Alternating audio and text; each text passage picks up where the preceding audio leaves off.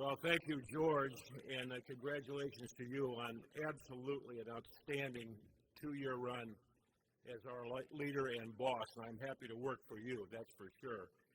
I was worried about following John Thompson, and my worries were correct. What an absolutely great story, great presentation, and truly one of great Americans in this country and a great supporter for DU. So, John, thank you very much for that. I want to welcome you to Milwaukee. Actually, Milwaukee is one of Caterpillar's home cities. You may not know it, but we have a factory here, which came with our acquisition a few years ago of a mining company. It's just south of the airport. We have several hundred employees there. We make our very largest products in the world, a far cry from the two skid steers in the back. We make the drag lines that you might be familiar with around the world that open surface mines, processed overburden material. We make rope shovels there, which are huge, and we also make our largest hydraulic shovel there, which weighs 1,000 tons, if you can imagine that, and will just about fit in this building. So we're happy to have you in our home city, a company and a city that I'm very proud of. I just want to talk a little bit about my duck hunting experience.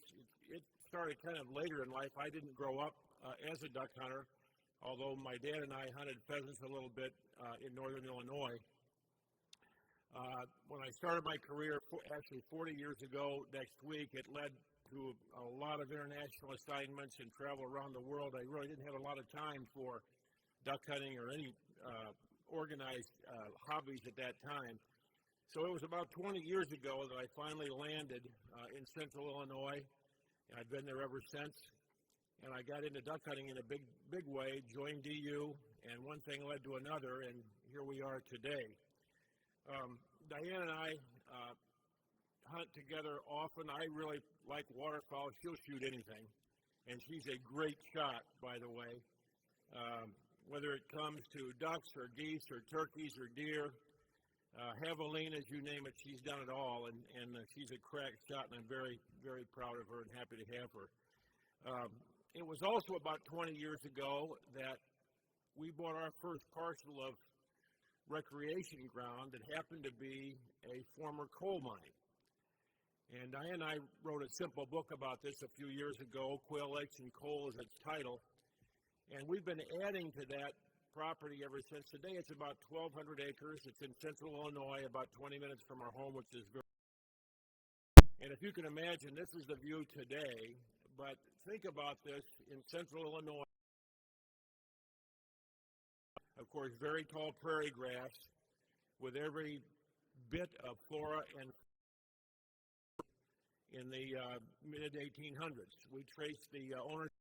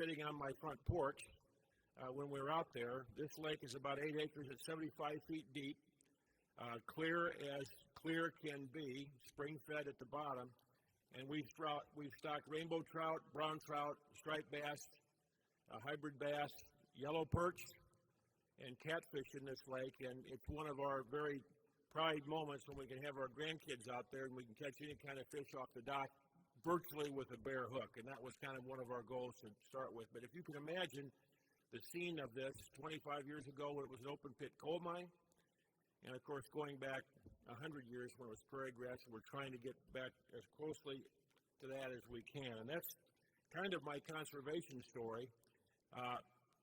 My day job gets in the way of a lot of things, as you can imagine today, as many of yours do.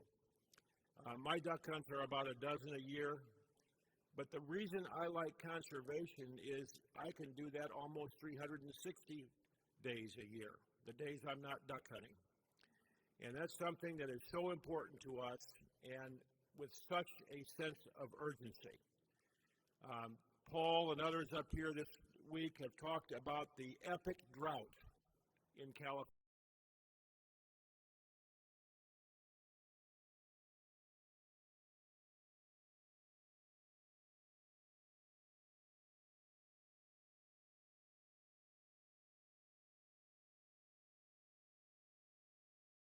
It could start tomorrow. Imagine what that will do to what little wetland is left in the prairies.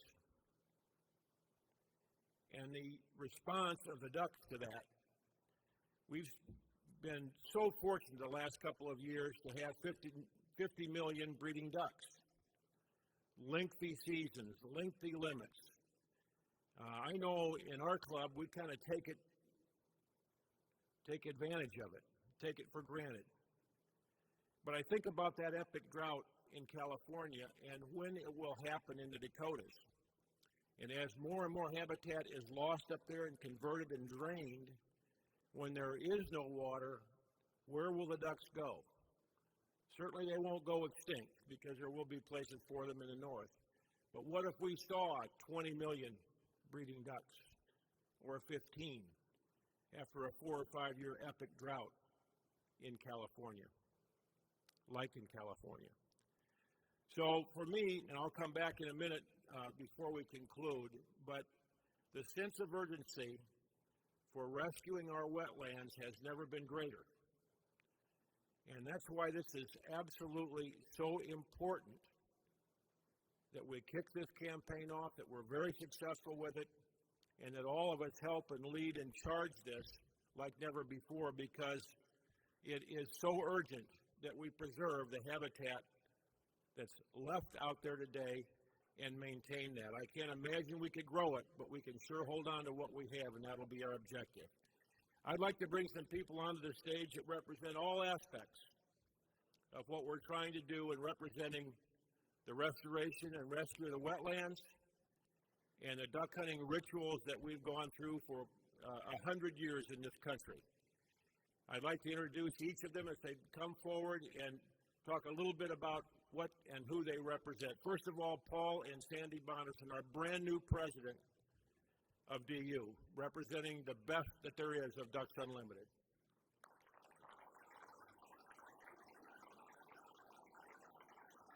Thank you. Jim Couch, incoming Ducks Unlimited of Canada, representing DU Canada Volunteers and the importance of the intercontinental connection.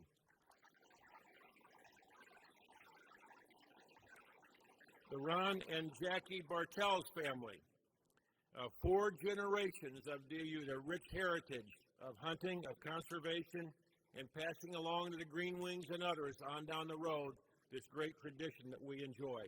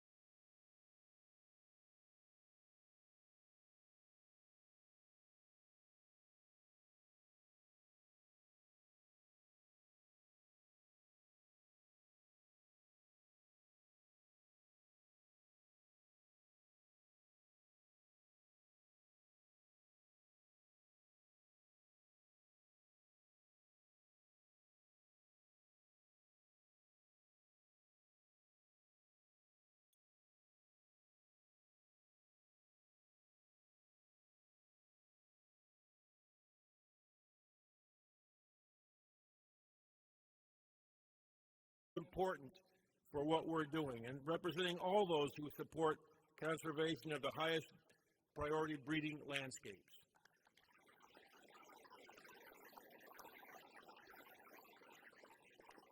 John and Judy Tomke, past president of DU,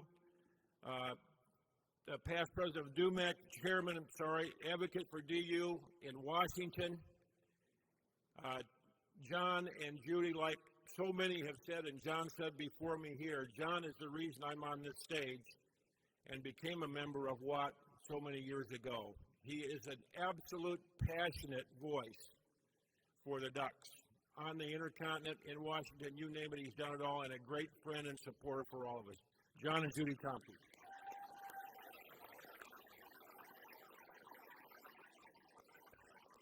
Monty Lewis, a 30-year volunteer leader for more than 30 years, raising through the ranks and recently elected as president of the Emeritus Board.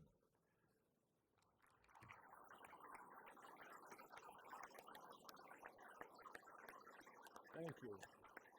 That's why he's the boss. You can see that. Thank you, Paul. Yeah, you do. Chelsea Border, chair of the Texas A&M University chapter.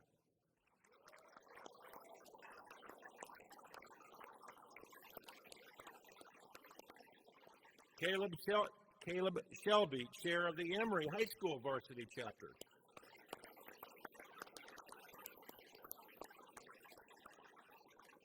Mark Horowitz, staff manager of youth and education programs, representing staff and volunteer team that is fostering the next generation of conservationists and volunteer leaders.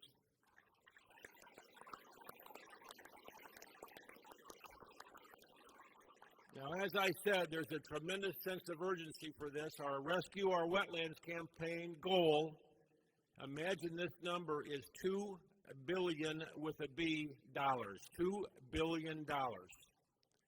The good news is we've already raised $1.1 billion to date.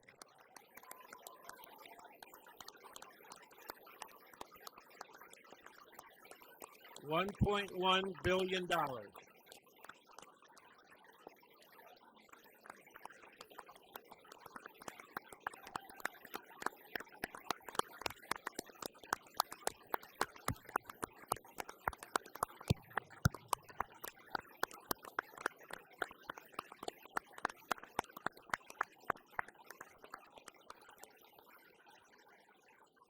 Diane and I are in. We would like all of you to be in, all of your friends, everyone you know to be in a big way.